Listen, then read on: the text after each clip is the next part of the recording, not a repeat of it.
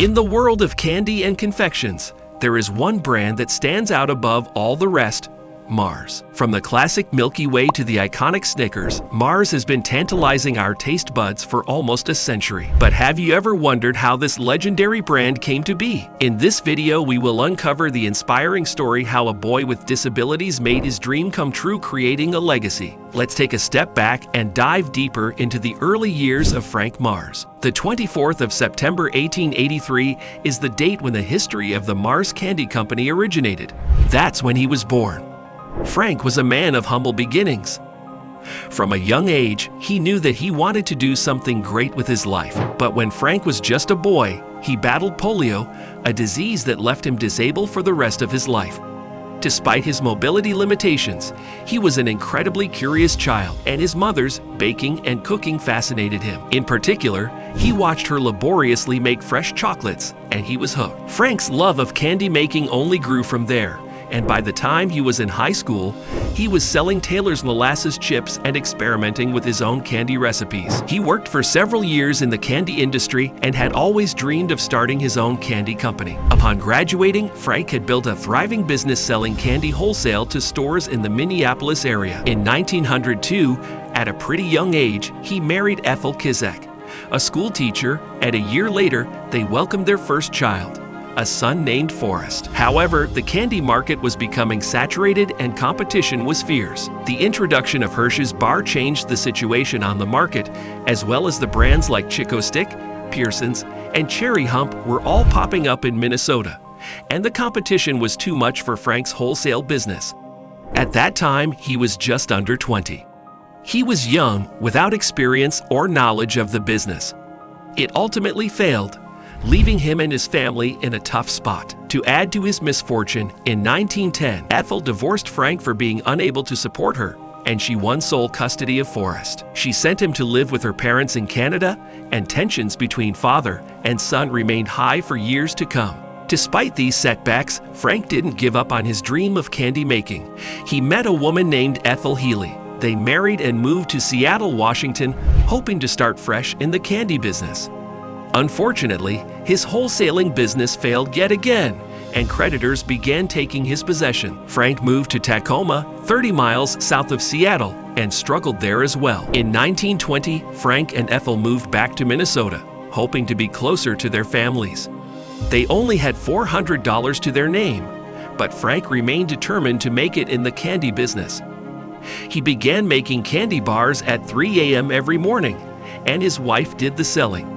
The candy bar he created was the Morrow Bar, made with chocolate, nuts, and caramel. Though it was tough going at first, the Mars family began to make a little money, and then a good amount more. The company at the time was called Morrow Bar Co. It was a nod to the company's flagship product, the Morrow Bar candy bar that later evolved in the Milky Way bar. Despite the challenges, Frank remained committed. He was a man with a vision, a dream that he was determined to make a reality. He was eager to create high-quality candies that would stand out from the rest. He spent countless hours experimenting with recipes and perfecting his candy-making techniques, never losing sight of his goal. Success is not given, it's earned. You have to work for it, Frank once said.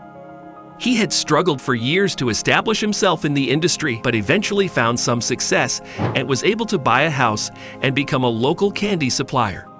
However, all of that changed with the invention of a new candy bar, the Milky Way. Around the same time, Frank's son, Forrest, was carving out his own path in the business world. He had attended college at Berkeley and Yale before becoming a traveling salesman for Camel cigarettes. One night in Chicago, after getting a little carried away with plastering ads for Camel all over the city, Forrest was arrested. His estranged father bailed him out, and while sitting at a soda counter, Forrest had an idea.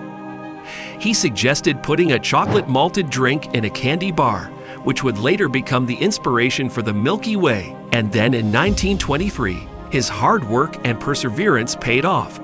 Frank had his breakthrough. He created a candy bar that would change everything, the Milky Way. It was a revolutionary candy bar, unlike anything else on the market at the time. Frank saw an opportunity to create a candy bar that captured the rich, creamy flavor of malted milk. He experimented with different recipes until he found the perfect combination of ingredients: a rich nougat center-coated in smooth milk chocolate. The nougat used in the Milky Way had been invented centuries before, but it was a variation created by the Pendergast Candy Company that caught Frank's attention. He had started using it in his own candies in 1920 and even called his company the Nougat House for a time. But in 1923, he mixed the nougat with chocolate and added caramel on top, and so the Milky Way bar was born. It was an instant hit, and the Mars Candy Factory exploded in popularity. Sales of the candy skyrocketed, grossing about $800,000 within a year, which is about $11 million today. Believe in your dreams, and they may come true. Believe in yourself, and they will come true, Frank once said.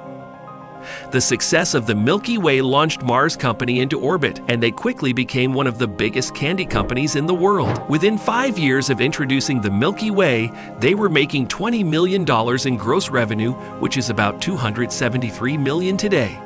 But he didn't stop there. Frank continued to innovate, creating new and exciting products that captured the public's imagination. He was always striving for better and never satisfied with the status quo. The key to success is always innovating. Never stop pushing the boundaries of what's possible, Frank believed. They continued to expand their product line, introducing the Snickers bar and the Three Musketeers, which quickly became other bestsellers. Frank was thrilled with the success, but he never rested on his laurels. He continued to experiment and create new products, always pushing the boundaries of what was possible in the world of candy making. Frank lived the high life, indulging in fast cars, big houses, and a horse farm for his wife. However, Forrest saw potential for even more profit and security by cutting costs and expanding into other areas. He tried to convince his father to give him a third of the company and expand to Canada, but Frank refused. Forrest ultimately left the company, but not before receiving $50,000 and foreign rights to the Milky Way.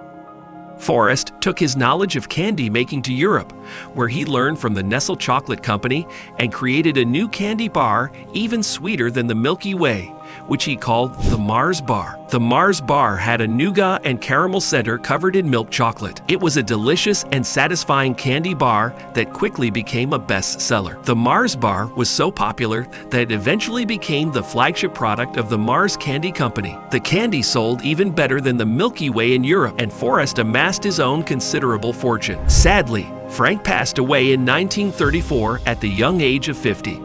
Frank's commitment to quality and innovation continues to be the hallmark of the Mars brand to this day. From the Milky Way to Snickers to M&Ms, Mars candies are beloved around the world for their delicious taste and iconic branding. His wife, Ethel, took over the company until she passed away in 1945. The company then passed to Frank's half-brother, William Kruppenbacher, until Forrest took over and turned Mars into more than just a candy company. Although he was known for his violent temper and demand for perfection, he quickly turned Mars into a worldwide food empire. Today, Forrest's 3 children, John, Forrest Jr., and Jacqueline, are among the richest people in the world, each owning a third of Mars Inc. The company employs 140,000 people in over 80 countries and is valued at around $70 billion, making it one of the largest privately held companies in the world. The legacy of the Mars family continues to thrive thanks to the determination and business savvy of its founder and his son. Let us know your thoughts on this inspiring story in the comments below. Thank you for watching.